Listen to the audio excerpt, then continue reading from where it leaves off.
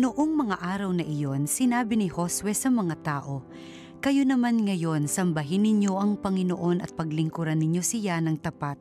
Kalimutan na ninyo ang mga Diyos-Diyosang dating sinasamba ng inyong mga ninuno sa Mesopotamia at sa Ehipto.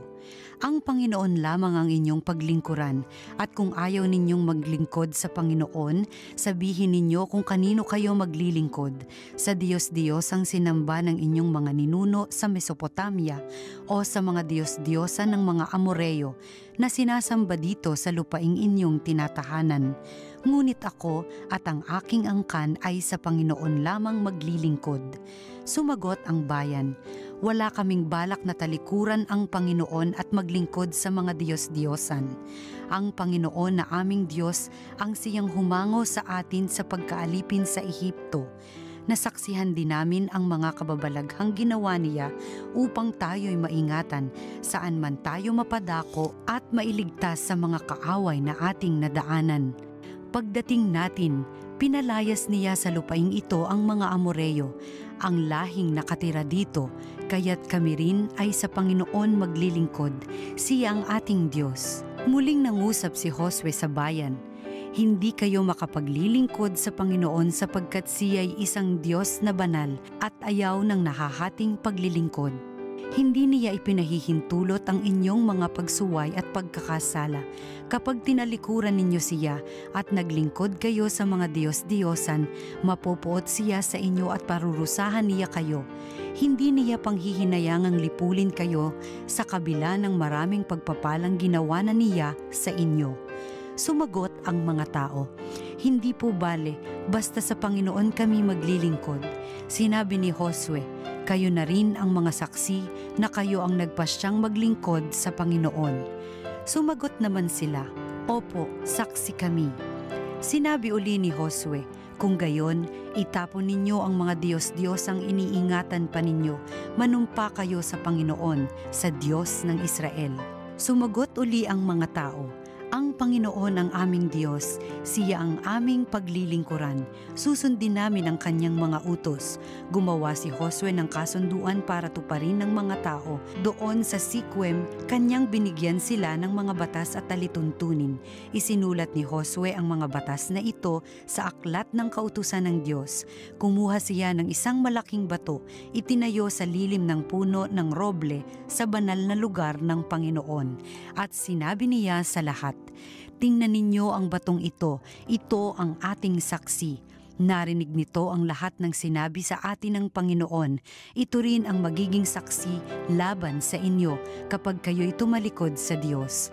Pagkatapos, pinaalis na ni Josue ang mga tao at umuwi sila sa kani-kanilang lupain. Hindi nagtagal at namatay si Josue na anak ni Nun at lingkod ng Panginoon sa gulang na 110 taon. Ang salita ng Diyos. Salamat sa Diyos. Diyos ko, aking kapalaray, manahin ang iyong buhay. O Diyos, ako'y ingatan mo, ingatan ang iyong lingkod. Ang hangad ko ay maligtas, kaya sa iyo dumudulog. Ika'y aking Panginoon, ang wika ko sa aking Diyos. Kabutihang tinanggap ko ay ikaw ang nagkaloob. Ikaw lamang o poon ko ang lahat sa aking buhay.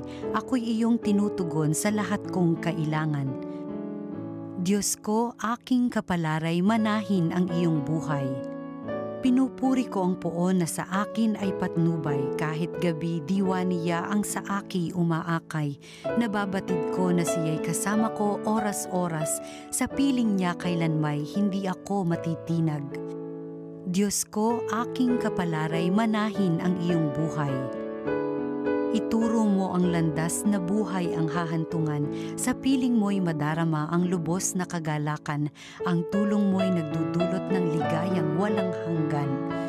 Diyos ko, aking kapalaray, manahin ang iyong buhay. Ang mabuting balita ng Panginoon ayon kay San Mateo. Noong panahong iyon, may nagdala ng mga bata kay Jesus upang hilinging ipatong niya sa mga ito ang kanyang kamay at ipanalangin. Ngunit pinagwikaan sila ng mga alagad. Datapot sinabi ni Jesus, Hayaan ninyong lumapit sa akin ang mga bata, huwag ninyo silang hadlangan, sapagkat sa mga katulad nila naghahari ang Diyos. Ipinatong niya sa kanila ang kanyang kamay, saka umalis. Ang mabuting balita ng Panginoon. Pinupuri ka namin, Panginoong Hesus. Isang pinagpalang Sabado po sa ating lahat. Again, it's weekend. Siguro po sa mga araw na ito, ang ilan sa atin nagkapahinga at yung mga bata nariyan po sa bahay. Ito po ay chill mode para po sa atin. Ngayon pong araw na ito, sa Ebanghelyo, atin pong narinig kung paano po ang Panginoon nagsabi sa mga alagad, hayaan ninyong lumapit sa akin ang mga bata. Let the children come to me. Ito po ay ayon po sa Ebanghelyo kay San Mateo. Doon po sa Ebanghelyo po ni San Marcos, medyo may dagdag pong detalye na ang Panginoon pa nga ay medyo nainis. Nung makita niya, yung mga alagad ay pinipigilan pong lumapit sa kanya ang mga bata. Kung kaya medyo siguro, no, I can imagine, medyo mataas siguro yung tono ni Jesus. Hayaan ninyong lumapit sa akin ng mga bata. No? Ito po ay dahil nga yung mga bata, dahil nga children as they are, siguro medyo makulit, medyo maingay, pero ang Panginoon, welcome na welcome po sila. Kanya pong ipinatong ang kanyang kamay, pinagpala po sila. Alam niyo po, minsan kayong mga pari, may mga araw na parang gusto mong mainis. Nagmimisa ka, may batang umiiyak, sumisigaw, patakbo-takbo dito, no? Parang gusto mong mainis. Pero siguro, hindi lang ako, pati yung mga magulang po, yung mga ibang disimba, pag nakita niyong, nako, yung mga batang ito, asa ba yung mga magulang niyan? Gusto mong magalit. Pero every time I remember this gospel, ako po ay medyo kumakalma. No? Siguro, yun din po yung karanasan ng mga alagad. Kung bakit gusto nilang pigilan, no? Ilayo yung mga bata kay Jesus. Kasi ang iingay nyo, ang kukulit nyo, takbo dito, takbo doon.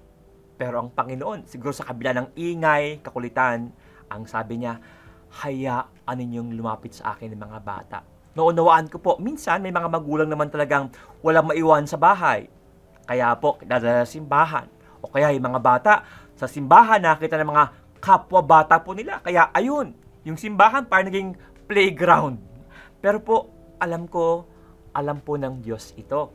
Katunayan, I'm pretty much sure God appreciates it when we bring children to church. In spite na medyo makulit, maingay po sila. Kung aalahanin po natin, nung tayo po ay mga bata rin, tayo po ay nadala sa simbahan. And these memories, yun pong simbahang ating pinuntahan, yun pong pari siguro, yung kolektor, no, yung nagbasa, ano yung itsura ng simbahan, lahat yun nakatatak sa ating alaala. Kasi po, yung ating mga magulang, tayo po ay dinala sa simbahan. Kahit paano, tayo po ay meron pong kamalayan, ito pala yung simbahan. Ito pala ang pagsisimba. Siguro ito po ang dahilan kung bakit sa mga sandaling ito, mga panahon na ito, parang kaunti na lang ang mga batang nagsisimba. Ang dahilan, hindi po sinanay ng mga magulang, hindi inilapit sa Diyos, hindi inilapit kay Kristo. Ngayong araw pong ito, ang paalaala sa mga magulang. Gustong basbasan, pagpalain ng Panginoon ang mga bata. Huwag niyo pong hayaang sila po ay lumayo sa Diyos. Let the children come to me. Kaya sa atin din, mga adults, yan may palaala, be patient with them. Naunawaan po ng Diyos, mga bata po yan. Pero mahal na mahal po sila ng Diyos. Sanayin po nating ilapit ang mga bata sa simbahan, dalhin sa simbahan. Opo, minsan makulit, pero as I've said, sila po ay inaasahan ng ating Panginoong Jesucristo. At kung paano po hangad po ng ating Panginoon ng mga batay ilapit sa Kanya sa simbahan.